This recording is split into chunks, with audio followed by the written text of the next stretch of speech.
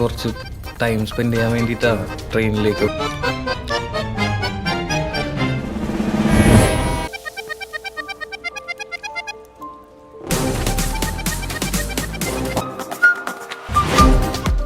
മോനെ അടങ്ങ്. പ്രേമം മനുഷ്യന് അന്തം മാത്രമല്ല.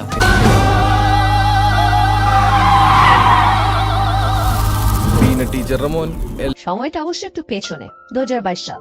একটি ব্যাচে সেদিন কলেজের শেষ দিন। সবাই তাই একটু আবেগ তাড়িত ছিল, একে অন্যের কাছে নিজেদের ফিলিংস শেয়ার করছিল।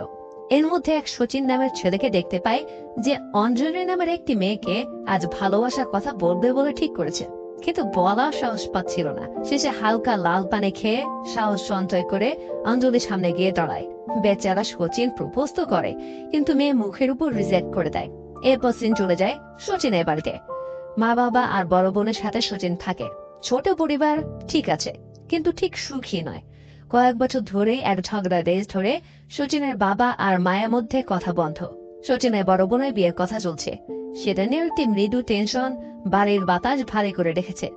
এর মধ্যে সচিন তার বাবাকে বলে সে হায়ার স্টাডিজ এর জন্য ইউকে যেতে চায়, তার টাকার দরকার।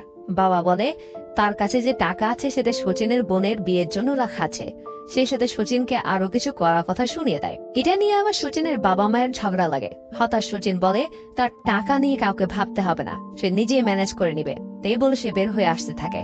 বাবা ডেকে বলে তার বেকারিতে একটি কেকের অর্ডার এসেছে, সচিনকে বলে ডেলিভারি দিয়ে আসতে। কলেজ শেষ করার পর এভাবে সে বাবার দোকানে ডেলিভারি বয়ের কাজ শুরু করে।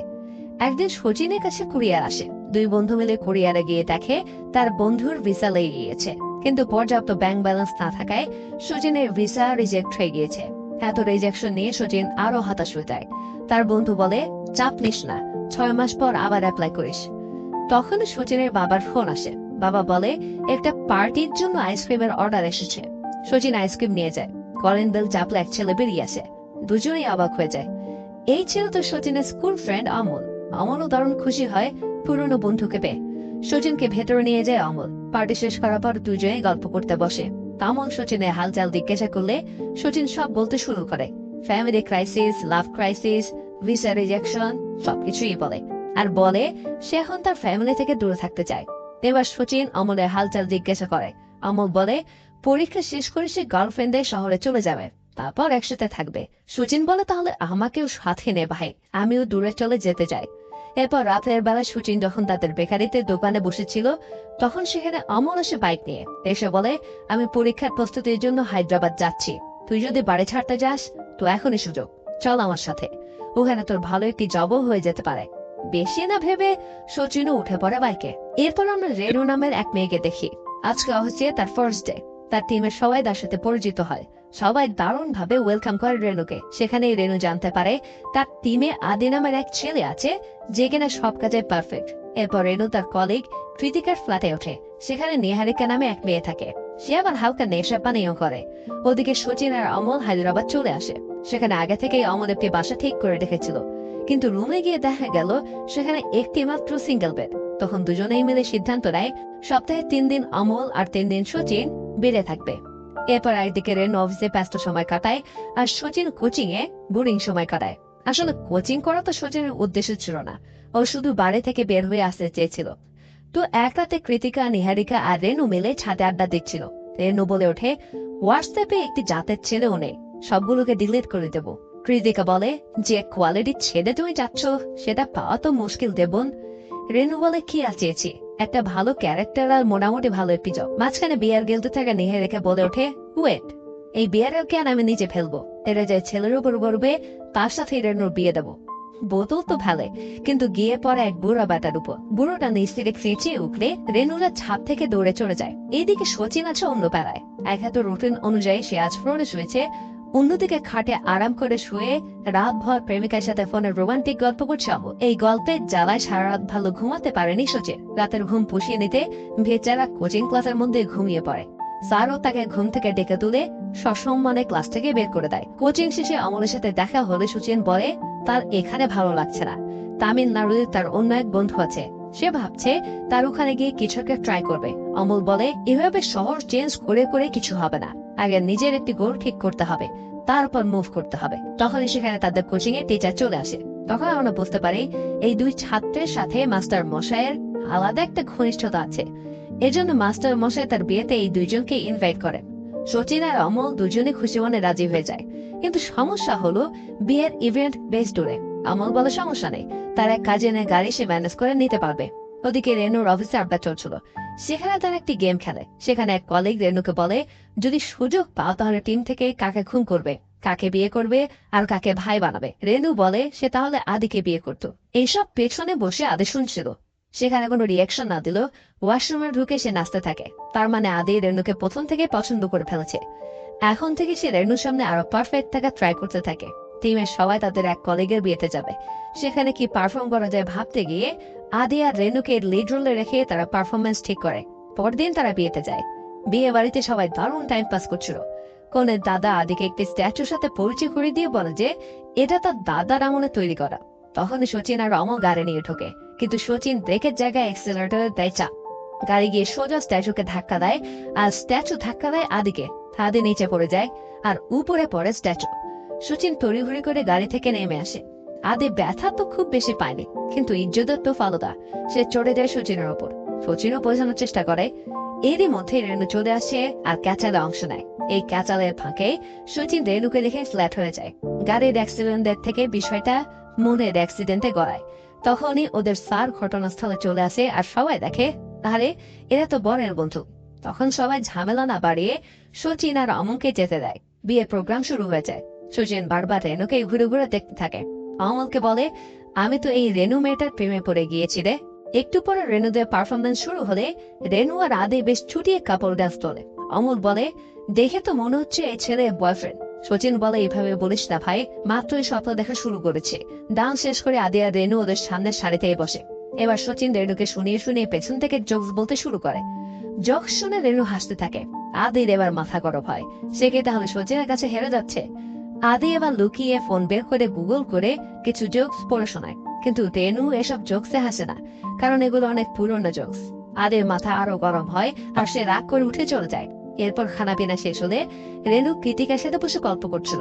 তখন অমলকে সাথে নিয়ে সচিন সেখানে যায় রেনুর সাথে ভাব জমাতে। ভাব অবশ্য ভালোই জমে, চারজন মিলে আড্ডা দিতে থাকে আর একজন আর একজনের ব্যাপারে জানে। সচিন তখন বলে সে খুব তাড়াতাড়ি চেন্নাই যাবে, হায়দ্রাবাদে থাকার আর কারণ পাচ্ছে না সে। রেনুও বলে সহমত ভাই, যেখানে থাকা কোনো কারণ পাওয়া যায় না সেখানে পড়ে না থাকাই ভালো। এরপর বিয়ের অন্যান্য কার্যক্রম শেষ হয়। এবার সবার ফেরার পালা। তখন কৃতিকা রেনুকে বলে তাদের সাথে আদি ফিরতে পারবে না, একটি কাজে তাকে বিশাখাপত্তনম যেতে হবে।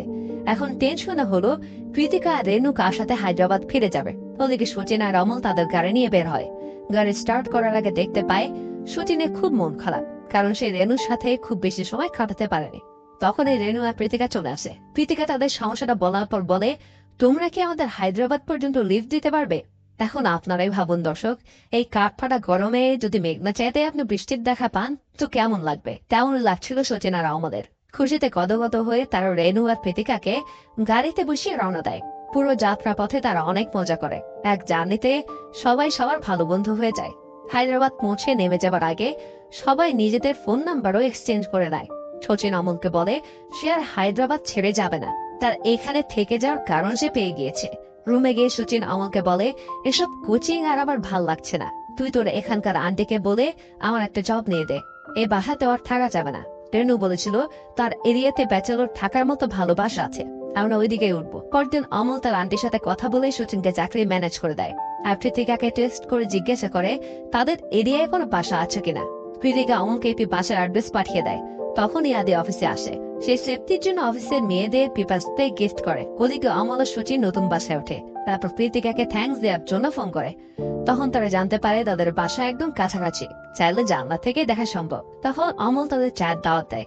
রেনুরা দাওয়াত অ্যাকসেপ্ট করে। চা খেতে খেতে তাদের আড্ডা আরো জমে ওঠে। রেনু আর কৃতিকা সচিনকে জিজ্ঞাসা করে তোমার তো চেন্নাই যাওয়ার কথা ছিল, গেলে না কেন? সচিন বলে আমার এখানেই জব হয়ে গিয়েছে, তাই এখান থেকে আর কোথাও যাচ্ছি না। ওরা চলে যাওয়ার আগে সচিন বলে যদি তোমরা এই উইকেন্ডে ফ্রি থাকো তবে চলো পাবে যায়। রেনু আর কৃতিকাও রাজি হয়ে যায়। ওরা চলে যাওয়ার পর অমল সচিনকে বলে পাবে দাওয়াত তো দিদি, তোর কাছে পাবে যাওয়ার টাকা আছে? সচিন বলে আমার কিছু জমানো টাকা আছে, ওতেই হয়ে যাবে। উইকেন্ডে পাবে যাওয়ার জন্য রেডি হতে হতে কৃতিকা বলে এসব কি অমল আমার জন্য করছে নাকি? আসলে কৃতিকার বিয়ে ঠিক হয়ে গিয়েছে, তাই কৃতিকা ভাবে সে আজ অমলকে সব খুলে বলবে। রেনুর হঠাৎ মনে পড়ে নিহারিকার কাছে তো বাইনোকুলার আছে। রেনু বলে, চল জানালায় বাইনোকুলার দিয়ে দেখি ওরা রেডি হলো কিনা। ওরা দেখে সচিন টাওয়াল খুলে নাচতে নাচতে গায়ে বাতাস লাগাচ্ছে। তখনই নিহারিকা চলে আসে। ও বুঝতে পারে এরা সবাই পাবে যাচ্ছে। রেনুও যাওয়ার জেদ ধরে। তখন কৃতিকা সচিনকে ফোন করে বলে, তোমাকে আরো একটি ছেলেকে সাথে জানতে হবে, যাতে এরা সবাই কাপল এন্ট্রি নিতে পারে। এবার সচিন অমল বেশ টেনশনে পড়ে যায়। প্ল্যান যাতে ক্যান্সেল না হয়, তাই সচিন অমলের কাজিনকে ধরে আনে। এবার এই 6 জন পাবে ঢোকে। কৃতিকার ভয় ছিল অমল হয়তো তাকে আজ প্রপোজ করবে। সে অমলকে ডেকে নেয়, তারপর বলে যে তার বিয়ে ঠিক হয়ে গিয়েছে। অমল বলে তার জন্য নয়, সে আসলে সচিনের জন্য এসব করছে। অমল কৃতিকাকে বলে, যদি পারো তো ওদের সেভেনটা করিয়ে দাও। কৃতিকা বলে, রেনুর সাথে সচিনের সেটিং তো অসম্ভব। রেনু সবসময় 10 বছর আগেরটা ভাবে, আর সচিন তো যখন যা মাথায় আসে তাই করে বসে। আর অফিসে তো রিউমারও আছে যে রেনু আর আদি বিয়ে করে ফেলতে পারে। আদির মতো ম্যাচিউর ছেড়েই রেনুর পছন্দ। এসব শুনে আবার সচিন সেলটি খেয়ে যায়। মন খারাপ করে সে পাপ থেকে চলে আসে। পরদিন সকালে অমল সচিনকে বলে, মিশন রেনু তো ফেল, তাহলে সচিনে চেন্নাই যাওয়াই ভালো। কিন্তু সচিন এত তাড়াতাড়ি যেতে চায় না। সে বলে সে নিজে একবার রেনুকে প্রপোজ করে দেখবে। ওদিকে অফিসে রেনু জব পার্মানেন্ট হয়। এই খুশিতে রেনু পার্টি দিতে চায়। সচিনের রেস্টুরেন্টে ফোন করে রেনু বার্গার অর্ডার করে। সচিন খুশিতে ঠেলায় ঘুরতে ঘুরতে নিজে বার্গার নিয়ে রেনুর অফিসের সামনে আসে। রেনু সচিন এত পরিশ্রম দেখে বলে, তুমি যদি আরো কোনো ভালো জবে ঢুকতে চাও, তাহলে তুমি তোমার রেজুমে তৈরি করে আমাকে দিও, আমি ট্রাই করব। এরপর বার্গার খেতে খেতে আদি বলে, এই বার্গার কোত্থেকে আনা হয়েছে? রেনু বলে, সচিনের রেস্টুরেন্ট থেকে আনা হয়েছে। এটা শুনে আদি বুঝতে পারে রেনু এখনো সচিনের টাচে আছে। আদির মাথা আবারও গরম হয়ে যায়। রাগে ক্ষোভে সে উঠে চলে যায়। অন্যদিকে সচিন এক বন্ধুকে নিয়ে কলেজে যায় কিছু কাগজপত্র তুলতে।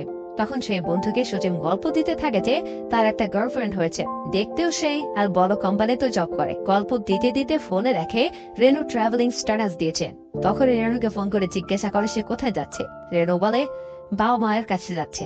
রেনু আরো বলে, কাল সচিন যে বার্গার দিয়েছিল তা খেয়ে রেনু পেট খারাপ হয়ে রীতিমতো লুজ মোশন হয়েছে। সচিন একটু ভেবা চাকা খেয়ে যায়।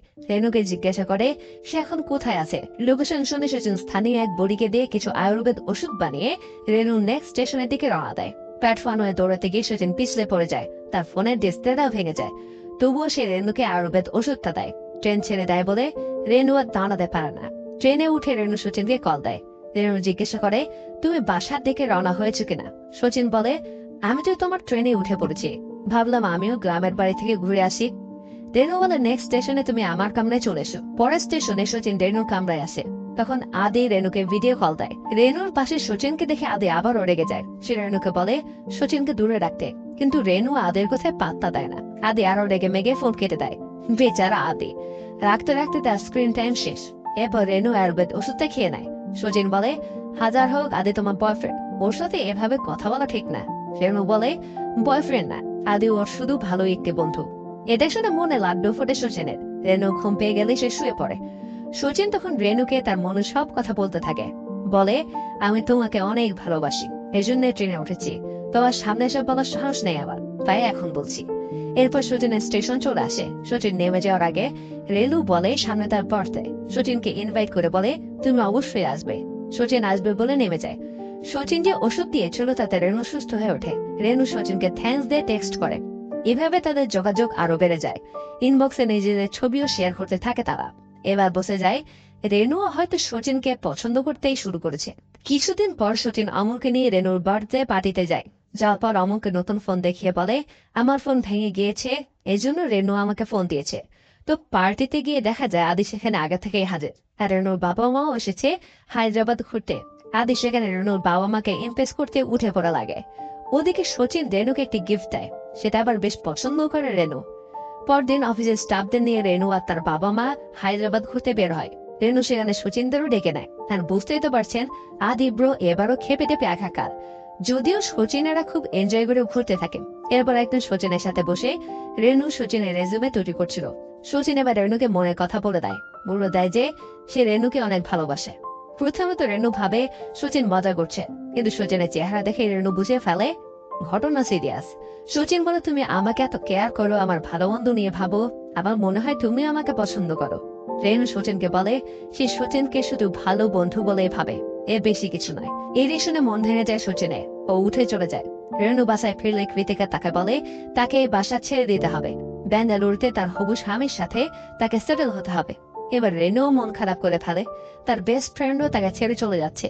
পরদিন অফিসে রেনু আদের কাছে একটি কাজে হেল্প নিতে যায়, কিন্তু আদের রেনুকে হেল্প করে না। রেনু বুঝতে পারে সচিনের সাথে ক্লোজ হওয়া নেই, আদে রেগে আছে। সেদিন সন্ধ্যায় রেনু সচিনের সাথে দেখা করতে তার রেস্টুরেন্টে যায়। রেনু সচিনকে বলে তাদের আর যোগাযোগ না রাখাই ভালো। ফ্রেন্ডশিপের মাঝে প্রেম ইস্যু হলে যোগাযোগ রাখা ঠিক না, কিন্তু সচিন তখনও বোঝায় সে রেনুকে কত ভালোবাসে। রেনু বলে তাহলে ধরে নাও আমি তোমাকে রিজেক্ট করে দিলাম, আর তোমার জন্য তো এটাই প্রথম রিজেকশন না।